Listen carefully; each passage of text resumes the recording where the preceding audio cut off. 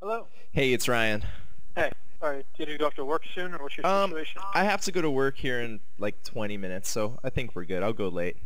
I know you're pretty well known for your ethics, for your principles. What developed these principles for you? I don't really think of them as being principles that are developed. Rather, I think that other people's lack of principles has been developed.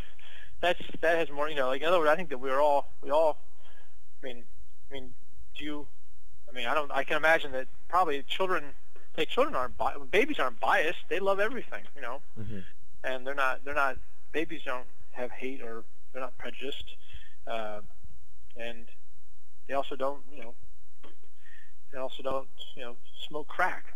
That's adults who do that stuff. So I tend to think that the things that people, the kind of people talk about the things I've developed or the lifestyle I live. It's not a lifestyle; it's life. The party is a lifestyle, frankly. Do you follow where I'm coming from on Yeah, this? definitely. Yeah. So it's not. So I don't think this thing is being. People say, well, how did you when did you decide to do this? Well, I didn't decide. I am that. We're born sober. I mean, that's us. Hmm. I mean, okay, yes, I know. Technically, there's probably some babies that have some addiction because their mothers were using or something like that. But basically, I think human beings are born sober. That's the idea. So once you get to that point, then you accept that. Then you realize that everything else is that's the accoutrement. That's the addition. And I just as things came into my life and were offered to me, and everything has been. My God, I was raised. I'm 47. I was raised in the 70s, and my friends were. I had, drugs were all around me. But as things came and became to me, I thought about them. I thought, just not what I want. I'm not going to do it. I know you're an advocate for all ages shows. What inspired that to always do all ages shows and always have it within a certain price range? Well, I think obviously what inspired it was the fact that I was under 18. This is at a time where 18 was the drinking age. But I was under 18, and I wanted to see bands. So obviously I was pro all ages shows at that time, Hmm. right? I mean, that just makes sense. And I got then, when I was 18,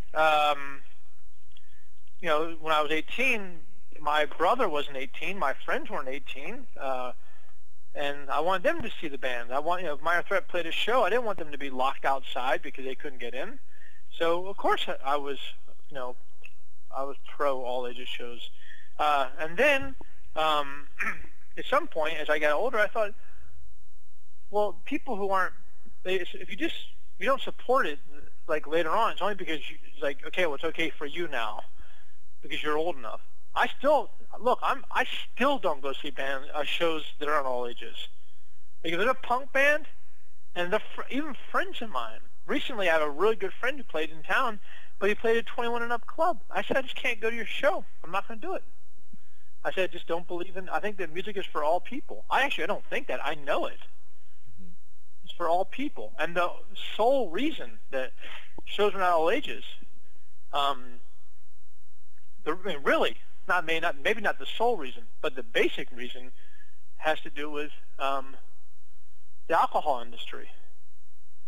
And I don't know why that industry gets to decide who gets to see music and who doesn't. I mean, how old are you now? I turned 24 on Tuesday. All right. Did you like music when you were 16? Yeah, of course. Did it mean anything to you? Of course. Was it important even? Definitely. I mean, it's yeah. So a huge part. What the fuck? Like, so a band that was important to you, a band that you wanted to see, a band that came to, like a band that you spent time with their records, and then they came to your town and you couldn't see them because you weren't 21. Doesn't that seem a little disgusting? Totally. Yeah. So it's just, I mean, I don't know why anybody thinks it would be weird for me to be supportive of all age shows. I mean, I just think it's strange that people even participate in what is something that is so clearly discriminative. I mean, what can somebody who's 16 do about the fact he or she is 16? Not a goddamn thing. So then we need to look out for them. You mentioned the alcohol industry tying in with the music industry. Can you elaborate a little bit more on that? In my mind, alcohol has that industry has really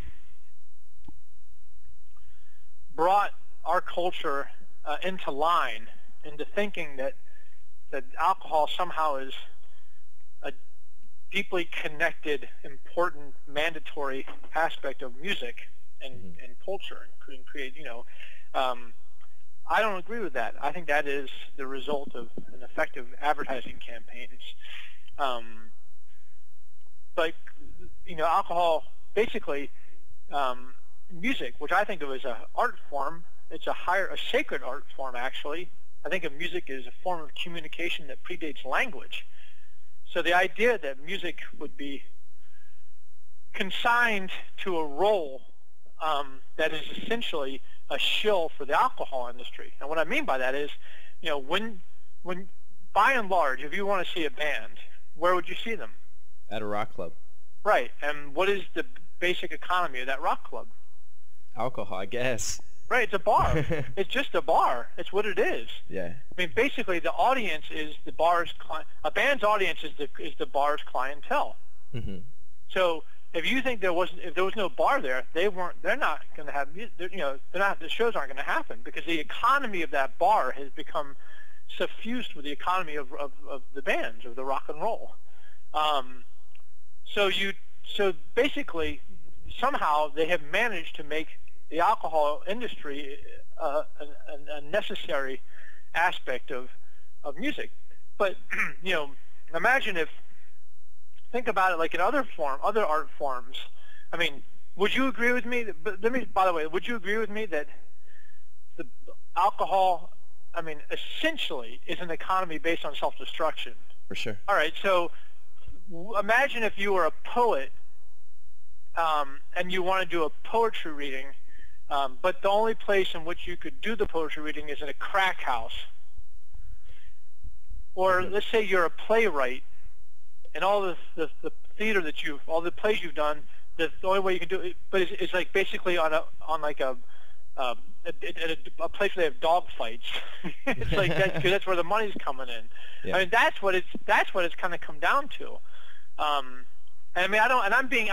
exaggerating to make a point, but really, I think if anybody steps back and thinks about it, it's obvious that the alcohol industry has really hijacked music, and I just don't accept that, and I'm not going to participate in it if I can avoid it. To some degree, I know that, for instance, like when Fugazi was playing, obviously we are drawing thousands of people, and we have it's a responsibility to make sure you don't put people into harm's way.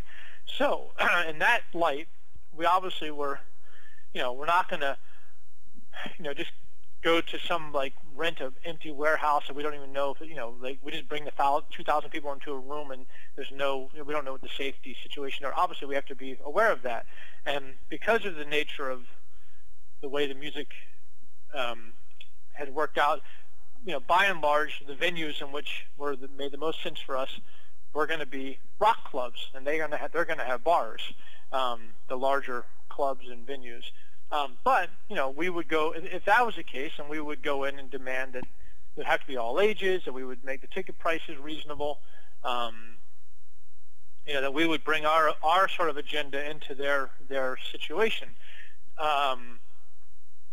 But otherwise, like with the Evens, for instance, the band that I'm playing with Amy, we don't play clubs.